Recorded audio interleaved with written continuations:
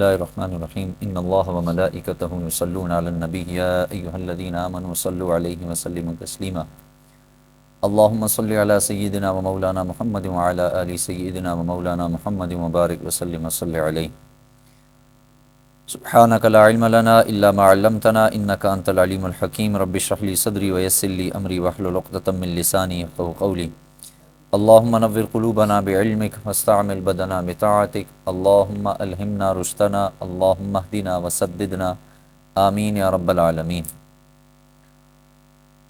رسول اللہ صلی اللہ علیہ وسلم کی زندگی، آپ علیہ السلام کے دن رات سفر حضر، اس کے حوالے سے بات چل رہی تھی۔ آج جو ہمارا باب شروع ہوگا وہ عبادات کے متعلق شروع ہوگا کہ نبی صلی اللہ علیہ وسلم کی عبادات کیسی تھی۔ ظاہر ہے اس عبادت سے پہلے طہارت ہے، پاکیزگی ہے اور ایمان کا جز ہے یہ، تو اس حوالے سے پہلے ہم کچھ انشاءاللہ نبی علیہ السلام کی جو سنتیں ہیں اس کے بارے میں مذاکرہ کریں گے کہ آپ کی کیا کیا سنتیں ہیں، کیا کیا آپ علیہ السلام طہارت کے وقت چیزیں اپناتے تھے، کن چیزوں کو چھوڑ دیتے تھے۔ اس حوالے سے ایک روایت پہلے تو ذہن میں رکھیں، ابو مالک اشعری رضی اللہ تعالیٰ عنہ سے روایت ہے کہ رسول اللہ صلی اللہ علیہ وسلم نے ارشاد فرمایا، طہارت اور پاکیزگی ایمان کا جز ہے اور کلمہ الحمدللہ میزان عمل کو بھر دیتا ہے، اور سبحان اللہ والحمدللہ بھر دیتے ہیں آسمانوں اور زمین کو۔ پھر آپ نے فرمایا نماز نور ہے اور صدقہ دلیل اور برہان ہے، اور صبر یہ اجالا ہے، اور قرآن یا تو حجت ہے تمہارے حق میں یا حجت ہے تمہارے خلاف۔ ہر آدمی صبح کرتا ہے، پھر وہ اپنی جان کا سودا کرتا ہے، پھر یا تو اسے نجات دلا دیتا ہے یا اس کو ہلاک کر دیتا ہے۔ مسلم شریف کی روایت ہے، بہت گہری روایت اللہ کے رسول علیہ السلام نے۔ ایک ایک لفظ جو ہے نا اس پر ظاہر ہے بات ہو سکتی ہے، لیکن جو فی الوقت اصل موضوع ہے وہ پھر رہ جائے گا۔ حضرت عائشہ سے روایت ہے، اللہ کے رسول صلی اللہ علیہ وسلم نے فرمایا 10 چیزیں جو امور فطرت میں سے ہیں، یعنی نیچر ہے، قدرتی ہے، قدرت ہے، اور فطرت جو ہے وہ ظاہر ہے اللہ تعالیٰ نے انسان کو فطرت پر ہی پیدا کیا ہے، تو اب یہ جتنی بھی چیزیں 10 چیزیں آئیں گی تو یہ سب کی سب اس کی فطرت میں داخل ہیں۔ جو ان پر نہیں عمل کر رہا یا ان کو نہیں اپنا رہا تو یوں سمجھ لیجئے وہ فطرت کے خلاف چل رہا ہے، نیچر کے خلاف چل رہا ہے، اور ظاہر ہے جو آدمی فطرت کے خلاف چلے گا وہ کبھی بھی یوں سمجھ لیجئے اس کی زندگی میں سکون کبھی نہیں ہو سکتا۔ فطرت کے خلاف چلنے کے نقصانات ہیں بہت زیادہ۔ سب سے پہلی چیز آپ علیہ السلام نے فرمایا مونچھوں کو ترشوانا، کاٹنا، یہ فطرت میں سے۔ داڑھی کا چھوڑ دینا یعنی رکھنا یہ فطرت میں سے۔ مسواک کرنا فطرت میں سے۔ ناک میں پانی لے کر صفائی کرنا، جو ہم ناک میں صفائی کرتے ہیں طہارت وضو کے لیے۔ پھر اسی طریقے سے آپ نے فرمایا ناخن جو تراشتے ہیں ہم لوگ یہ بھی فطرت میں سے۔ بغل کے بال لینا اور اسی طرح زیر ناف جو بال ہیں ان کی صفائی کرنا، یہ دونوں امر فطرت میں سے۔ پھر انگلیوں کے جوڑوں کو جن میں اکثر میل کچیل رہ جاتا ہے اہتمام کے ساتھ دھونا، یہ بھی کیا ہے؟ فطرت ہے۔ اور 9ویں چیز آپ علیہ السلام نے فرمائی پانی سے استنجا کرنا، یہ کیا ہے؟ فطرت ہے۔ حدیث کے راوی زکریہ کہتے ہیں ہمارے شیخ مصعب نے بس یہی 9 چیزیں ذکر کی اور فرمایا 10ویں چیز میں بھول گیا، میرا گمان یہ ہے کہ وہ کلی کرنا ہے، اور واقعتاً بعض روایتوں میں یہ بھی آتا ہے کہ کلی کرنا یہ الگ سے فطرت ہے اور ناک میں پانی ڈالنا یہ الگ سے ایک فطری عمل ہے۔ یہ روایت ذکر کرنے کا مقصد یہی ہے کہ پھر ظاہر اسی سے شروع ہوگا نبی علیہ السلام کی طہارت کے احوال، تو پھر وہ ہوگا۔ پہلی چیز استنجا۔ آپ صلی اللہ علیہ وسلم ظاہر ہے بیت الخلاء میں جانے کا طریقہ، آنے کا طریقہ، اور پھر استنجے کی بات آئے گی۔ آپ علیہ السلام جب بیت الخلاء میں داخل ہوتے تھے، یا آپ کا مسنون طریقہ ہے، دروازے سے پہلے ہی آپ بسم اللہ پڑھ لیا کرتے تھے، اور پھر اس کے بعد آپ علیہ السلام کی ایک مسنون دعا ہے اللہم انی اعوذ بک من الخبث والخبائث، اعوذ باللہ من الخبث والخبائث، یہ بھی پڑھ سکتے ہیں اگر کوئی یہ نہیں پڑھ سکتا تو اعوذ باللہ من الخبث والخبائث۔ اور پھر بائیں پیر سے اندر داخل ہوتے تھے۔ پھر آپ صلی اللہ علیہ وسلم یہاں لکھا ہے جب باہر تشریف لاتے تو پھر ایک اور دعا ہے غفرانک، یا الحمدللہ الذی اذھب عنی الاذی وعافانی، دونوں پڑھ سکتے ہیں، کوئی ایک پڑھ لیں، غفرانہ کا آسان ہے، وقت یہ پڑھ لیجئے، وہ بھی یاد کر لیجئے، دونوں پڑھ لیں تو بہت بڑی بات، نہیں تو کم سے کم ایک دعا پڑھ لینی چاہیے۔ اور جب باہر آتے تو دایاں قدم باہر ہوتا تھا۔ پھر اب آپ علیہ السلام جب رفع حاجت کے لیے بیٹھتے تو جب تک آپ زمین کے قریب بالکل نہ لگ جاتے اس وقت تک اپنا سطر نہیں کھولتے تھے۔ یہ آپ علیہ السلام کا معمول تھا۔ آپ علیہ السلام جب پیشاب وغیرہ کرنا ہوتا تو ظاہر ہے آج کل تو باقاعدہ بیت الخلاء بنے ہیں، ویسی ترتیب ہے، بڑی آسانی ہے، اس زمانے میں ایسا نہیں ہوتا تھا۔ تو آپ علیہ السلام جب بیٹھتے تو پیشاب کرنا چاہتے تو نرم زمین کی تلاش کرتے، اور اگر آپ کو کوئی نرم چیز نہ ملتی تو لکڑی وغیرہ لے کے اسے تھوڑا سا کریدتے، کھودتے، اور پھر آپ علیہ السلام وہاں پر پیشاب فرماتے تھے۔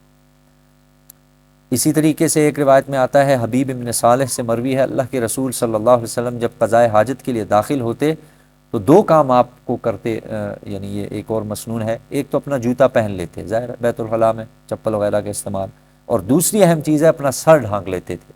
یہ الگ سے ایک مستقل طور پہ ہے کہ اپنا سر ڈھانک کے آدمی بیت الخلاء میں جائے۔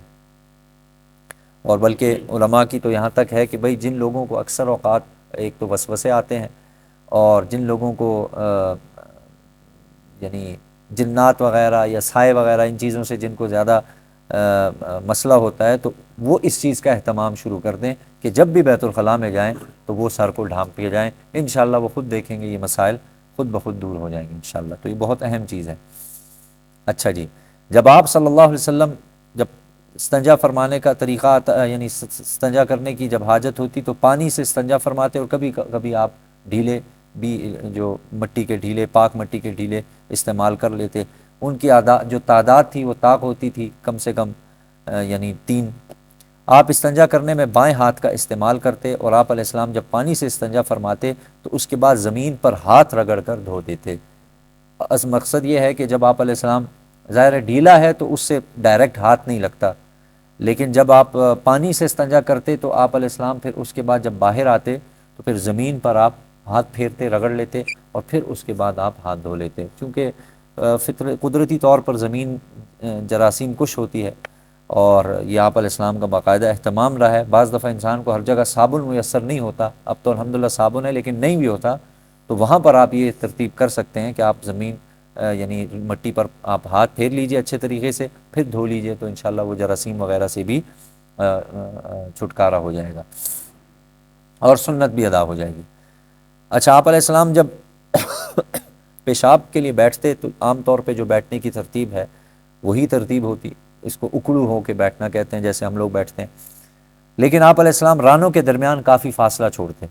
قضاء حاجت کو بیٹھنے کے لیے ریت یا مٹی کے ٹیلے یا پتھروں کی ٹیکری یا کسی کھجور وغیرہ کی آڑ کو بہت پسند فرماتے۔ ظاہر ہے کوئی آڑ وغیرہ سامنے ہوتی تو اس کو آپ پسند فرماتے۔ جب آپ بیٹھتے تو کبھی بھی نہ آپ کا منہ قبلے کی جانب ہوتا تھا، نہ آپ کی پشت کبھی قبلے کی جانب ہوتی تھی۔ اس چیز کا بھی اہتمام کرنا چاہیے، بچوں کو خصوصاً یہ سکھایا جائے، یا ظاہر ہے ہم ہی بتاتے ہیں، یا ہم ہی گھروں میں ہماری خواتین ہیں، ان کی مائیں ہیں، تو ان کو یہ بتا دیا جائے کہ بھئی جب بھی بچے کی قضاء حاجت کی ترتیب ہو تو پھر وہ قبلے کی جانب نہیں ہونا چاہیے، نہ پشت اور نہ ہی منہ۔ حضرت ابو ہریرہ رضی اللہ تعالیٰ عنہ سے روایت ہے، اللہ کے رسول صلی اللہ علیہ وسلم جب استنجے کو جاتے تھے تو میں آپ کو پانی لا کر دیتا تو آپ اس سے طہارت کرتے تھے، پھر اپنے ہاتھ کو مٹی پر مرتے، پھر میں دوسرا برتن لاتا تھا تو آپ صلی اللہ علیہ وسلم پھر اس سے وضو کر لیا کرتے تھے۔ تو ظاہر ہے اب یہاں ان ساری باتوں سے جو خلاصہ نکلا وہ یہ ہے کہ آپ علیہ السلام پانی سے بھی استنجا کرتے تھے، مٹی کے ڈھیلوں سے بھی استنجا کرتے تھے۔ آج کل ڈھیلے میسر بھی نہیں ہے، اور پھر ظاہر ہے آج کل بیت الخلاء ایسے ہوتے ہیں کہ ان میں اگر وہ اس کا استعمال ہو جائے تو پھر اس کے حوالے سے اس کا الٹرنیٹ سمجھ لیں، وہ یہ ہے کہ ٹیشو پیپر کا استعمال کر سکتے ہیں جو اسی مقصد کے لیے بنے ہیں، تو ان کا استعمال کر لیں گے تو انشاءاللہ اس سے بھی امید ہے۔ ظاہر ہے پاکی، اصل مقصد یہ ہے کہ پاکی میں ایک مبالغہ ہو جائے گا، اور یعنی زیادہ طہارت حاصل ہو جائے گی، تو اس کے لیے اس چیز کا اہتمام کر لیجئے۔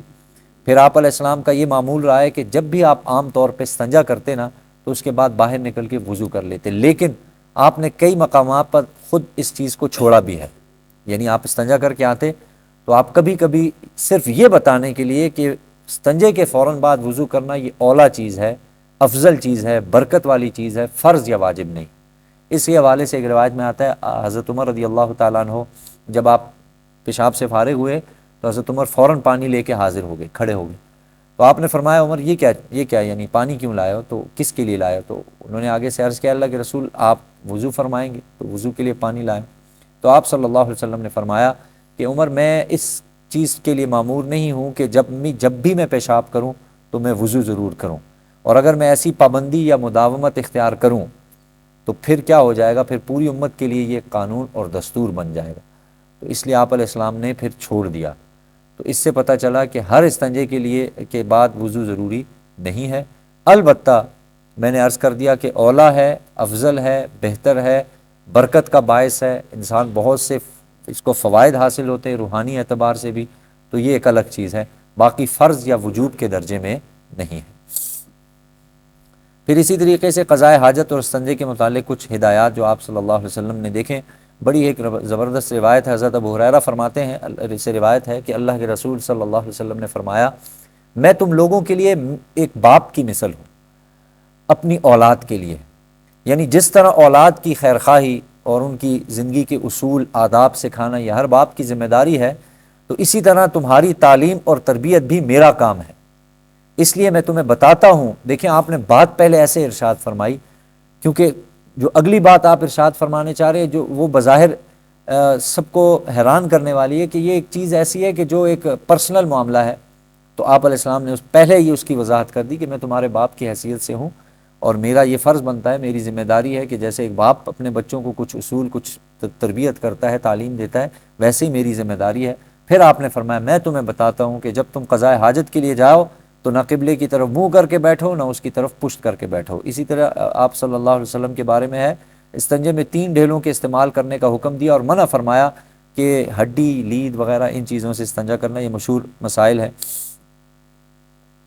پھر آپ صلی اللہ علیہ وسلم نے ایک اور روایت میں آتا ہے آپ نے فرمایا تم میں سے کوئی ایسا نہ کرے، ہرگز نہ کرے کہ اپنے غسل خانے میں پہلے پیشاب کرے پھر اس میں غسل یا وضو کرے، کیونکہ اکثر وسوسے اسی سے پیدا ہوتے ہیں.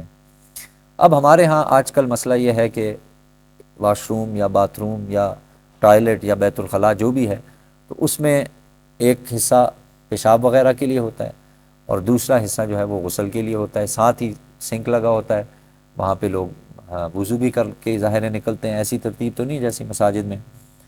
تو اب اس کا حکم کیا ہوگا؟ تو ظاہر ہے اس کا حکم الگ ہے. یہ اس کے لیے ہے کہ ایک خاص طور پہ غسل خانے بنائے گئے. اب ان میں کوئی آدمی اگر پیشاب وغیرہ کر رہا ہے تو پھر ظاہر وسوسے ہیں.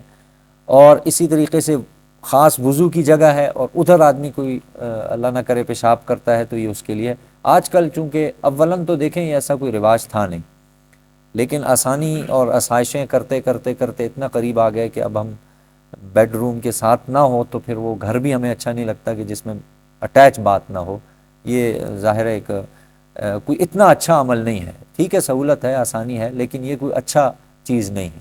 اسی وجہ سے بہت سے علماء کی یہ رائے ہے کہ جب بھی آپ بیت الخلاء سے باہر نکلیں، خصوصاً گھروں کے جو بیت الخلاء ہیں ان کا دروازہ اچھے طریقے سے بند کر لیں، خصوصاً رات کے وقت. اور پھر اسی طریقے سے کوئی ایسی چیز وہاں پہ نہ ہو، آپ کے رات کے جو کپڑے بیت الخلاء میں نہ لٹکائیں. ایسی جو چیز جو آپ استعمال کر رہے ہیں روزمرہ اس کو بیت الخلاء میں مت رکھیں. یہ ان کی ایک رائے ہے میڈیکلی بھی، یعنی میڈیکلی بھی یہ چیز ٹھیک نہیں ہے کہ آپ کپڑے ہیں تو اگلے دن اب آپ چونکہ بدلیں گے تو وہ ویسے ہی جراثیم کی جگہ ہے، وہاں ایسی ترتیب ہے، تو اس لیے یہ غیر مناسب ہے. اس لیے اس سے بھی کوشش کریں اس سے اجتناب کیا جائے.